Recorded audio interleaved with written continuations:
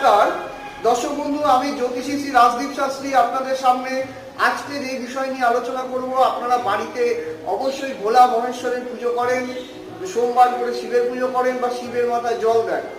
কি বাবার কি পছন্দ অপছন্দ এটা কি আপনারা জানেন? বাবার কিন্তু পছন্দ কিন্তু বেলপাতা, গঙ্গা জল, শুদ্ধ দুধ, এগুলো কাঁচা দুধ, এগুলো পছন্দ। কিন্তু ভগবান শিবের মাথায় কখনোই হলুদ গুঁড়ো দেবেন না, কখনোই লক্ষ্মচন্দন ডাইরেক্ট দেবেন না, বাবাকে টগর ফুল অথবা গোলাপ ফুল এগুলো কিন্তু বাবাকে দেবেন না, বা লাল লাল যে কোনো ফুল চট করে বাবাকে দিতে যাবেন না, তাহলে কিন্তু ফলের উল্টো ফল পাবেন আপনি, কিন্তু আপনার কিন্তু বাধা বিঘ্ন লেগেই থাকবে।